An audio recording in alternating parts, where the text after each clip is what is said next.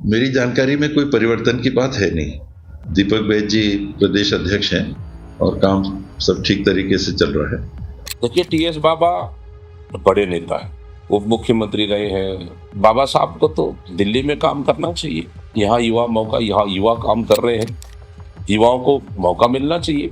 TS Singhdeo जी को प्रदेश के नेता पचा नहीं पा रहे हैं और आदरणीय टीएस सिंहदेव उन नेताओं को नहीं पचा पा रहे हैं। कहते हैं ना, राजनीति में मुस्कान जितनी मीठी होती है, वार उतना ही गहरा होता है। और इस वक्त कांग्रेस में वही हो रहा है। एक तरफ है प्रदेश कांग्रेस अध्यक्ष दीपक बैज, दूसरी तरफ कांग्रेस के सबसे बड़े चेहरों में गिने जाने वाले टीएस सिंहदेव। मामला है पीसीसी चीफ की कुर्सी का।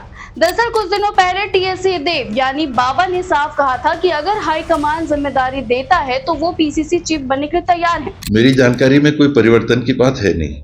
दीपक बैज जी प्रदेश अध्यक्ष हैं और काम सब ठीक तरीके से चल रहा है। यदि कोई परिवर्तन की बात आती है तो कम से कम 20-25 नाम होंगे जिसमें से पार्टी विचार करेगी। हो सकता है उसमें से एक मेरा नाम हो, तो 20-25 नामों में से अगर एक मेरा नाम है और जवाबदारी मिलती है तो फिर अपन बात करेंगे उस समय। बस बाबा के इस बयान के बाद कांग्रेस की राजनीति में भूचाल आ गया। मौजूदा पीसीसी चीफ दीपक बैज ने ऐसा बयान दे डाला जिसने इस सियासी लड़ाई को खुली जंग बना दिया। बैज ने कहा कि टीएस बाबा बड़े और राष्ट्रीय स्तर के नेता हैं, इसलिए उन्हें दिल्ली जाकर काम करना चाहिए और छत्तीसगढ़ में अब युवाओं को मौका मिलना चाहिए। देखिए, टीएस बाबा बड़े नेता है, उप मुख्यमंत्री रहे हैं, आज सीईसी की मेंबर भी हैं और तमिलनाडु के अभी ऑब्जर्वर भी रहे। और उसके बाद आप अपना पांडिचेरी के ऑब्जर्वर भी रहे।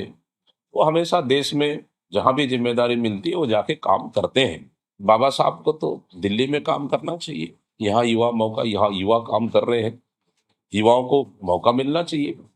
और देखिए, प्रदेश कांग्रेस कमेटी अभी सभी नेताओं के साथ मिलकर बेहतर काम कर रही है। अब राजनीति समझने वाले लोग जानते हैं कि दिल्ली जाइए वाली सलाह अक्सर सम्मान कम साइड लाइन ज्यादा होती है।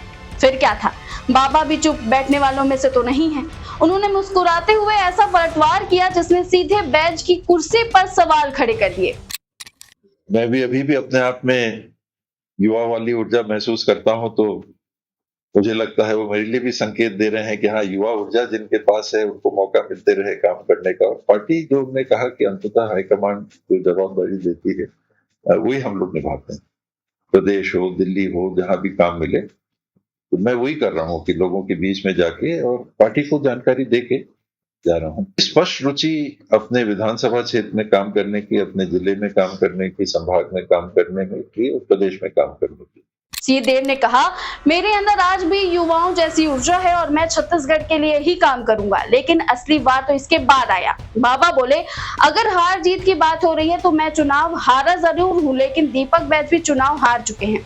अपने जिले की सीट तक नहीं बचा पाए, सरकार नहीं बचा पाई, इसलिए हर नेता को पहले अपना संगठन मजबूत करना चाहिए। यानी साफ है, कांग्रेस में अब सिर्फ बयान नहीं चल रहे, हिसाब किताब भी खुलकर होने लगा है। एक तरफ टीएस बाबा अनुभव और सीनियरिटी के दम पर अपनी दावेदारी मजबूत कर रहे हैं, तो दूसरी तरफ दीपक बैज युवा चेहरे के नाम पर अपनी कुर्सी बचाने में जुटे दिखाई दे रहे हैं। और मजेदार बात यह है कि कांग्रेस की इस अंदरूनी लड़ाई पर बीजेपी भी खूब मजे ले रही है। बीजेपी नेता रामविचार नेताम ने तंज कसते हुए कहा कि कांग्रेस में अंतर कलह चरम पर है और ये लोग अब एक दूसरे को खत्म करने में लगे हुए हैं। देखिए, कांग्रेस में आपस में इतना अधिक अंतर्द्वंद है, इतनी अधिक लड़ाई है कि गाहे बगाहे कुछ न कुछ सार्वजनिक मंच पे आपको सुनने का मिल ही जाता होगा। ये कोई नई बात नहीं है। टीएस सिंहदेव जी को प्रदेश के नेता पचा नहीं पा रहे हैं और आदरणीय टीएस सिंहदेव उन नेताओं को नहीं पचा पा रहे हैं। तो इस तरह का जो बयानबाजी जो चल रहा है, ये कोई ऐसा नहीं है कि अचानक में आज हुआ है। ये कुछ न कुछ तो ऊपर से भी खिचड़ी पक रही है और ये चाहते हैं कि धीरे धीरे कुछ ऐसे नेताओं को साइड लाइन कर दिया जाए। अब सवाल ये है कि क्या सच में दीपक बैज को डर है कि बाबा पीसीसी चीफ बन गए तो उनकी राजनीति कमजोर पड़ जाएगी?